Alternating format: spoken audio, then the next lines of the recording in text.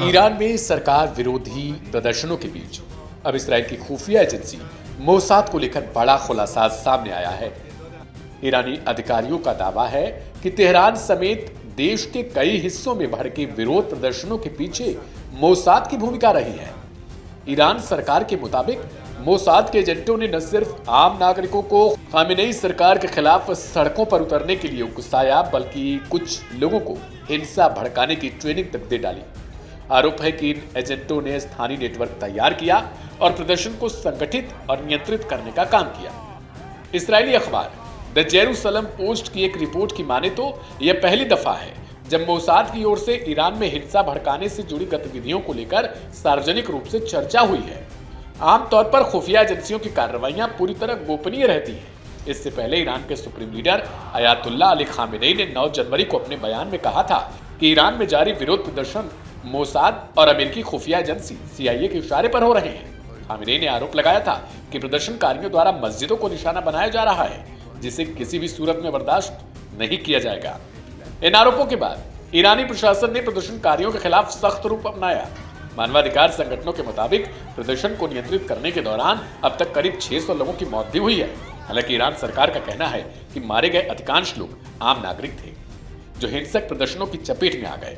Iran की सुरक्षा एजेंसियों का दावा है कि अब तक मोसाद से जुड़े 10 से अधिक कथित एजेंटों को गिरफ्तार भी किया जा चुका है। मंगलवार को भी 2 लोगों को गिरफ्तार किए जाने की जानकारी सामने आई है, जिनके पास से नक्शे और वीडियो फुटेज बरामद होने का दावा किया गया। ईरानी सरकार ने यह भी संकेत दिए हैं कि एक कथित मोसाद एजेंट को फांसी की सजा तक दी जा सकती है। ईरानी अधिकारियों के मुताबिक जून 2025 के बाद अजरबैजान के रास्ते ईरान में हथियारों की आपूर्ति की गई। इसके बाद स्थानीय स्तर पर सरकार विरोधी लोगों को ट्रेनिंग दी गई और पूरे आंदोलन की निगरानी मोसाद से जुड़े नेटवर्क द्वारा की जा रही थी। Supreme leader Ayatollah Ali Khamenei ने देश को मोसाद एजेंटों से मुक्त कराने की घोषणा की है। इसके साथ ही ईरान में सुरक्षा कार्रवाई और तेज कर दी गई। पूरे घटनाक्रम ने पश्चिम एशिया में पहले से ही मौजूद तनाव को और गहरा कर दिया है। आइए आपको सुनवाते हैं अयातुल्ला अली खामेनेई की हालिया स्पीच को हिंदी में।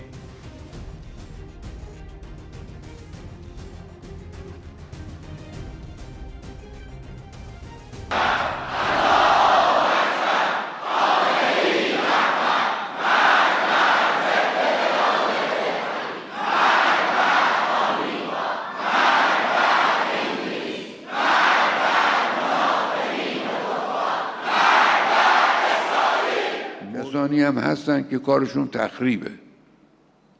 دیشب در تهران 12 दिनों की लड़ाई में हमारे लगभग 1000 नागरिक शहीद हुए, जिनमें जनरल, वैज्ञानिक, बुजुर्ग और आम लोग शामिल हैं। उसने स्वयं स्वीकार किया कि उसने आदेश दिया और युद्ध की कमान संभाली, यानी उसने मान लिया कि उसके हाथ ईरानियों के खून से रंगे हैं। جمهور آمریکا خوش بیاد.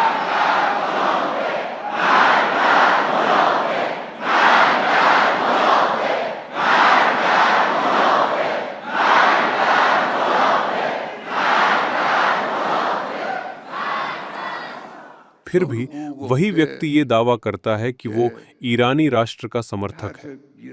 कुछ कम अनुभवी, लापरवाह और बिना सोचे समझे लोग उसकी बातों पर भरोसा कर लेते हैं और उसकी मर्जी के अनुसार काम करने लगते हैं। उसे खुश करने के लिए कूड़ेदानों में आग लगाते हैं और देश की संपत्ति को नुकसान पहुंचाते हैं। सबको ये जान लेना चाहिए कि इस्लामिक रिपब्लिक, जो लाखों ईमानदार लोगों के बलिदान से अस्तित्व में आया है, حوادث گوناگونی وجود داره.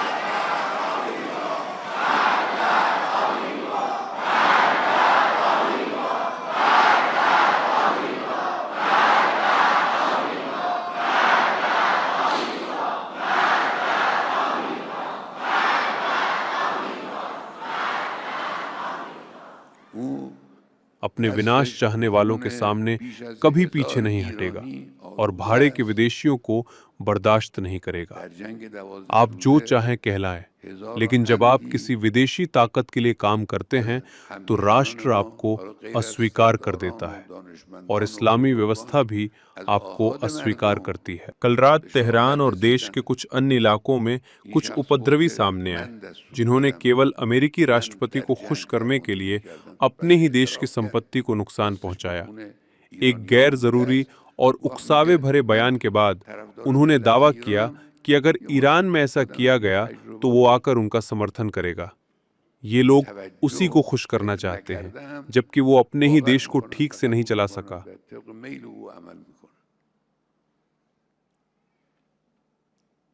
और उसके शासन में उसके अपने देश में कई गंभीर घटनाएं हुई। उसके हाथ 1000 से ज्यादा ईरानियों के खून से रंगे हैं।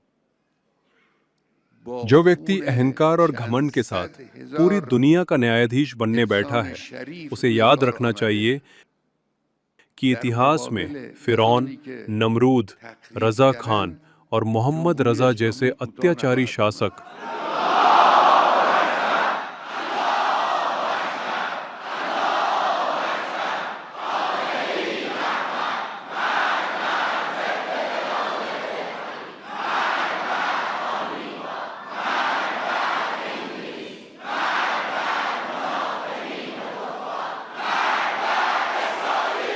अपने घमंड की चरम सीमा पर ही गिराए गए और यही अंजाम उसका भी होगा।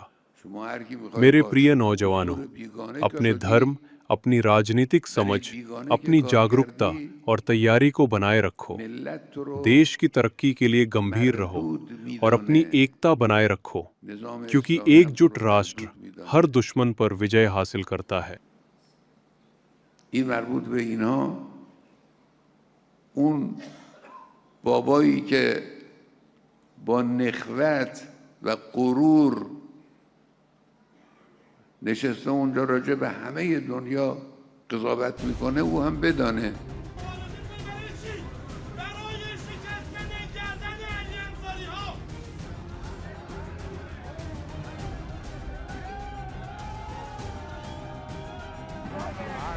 عصا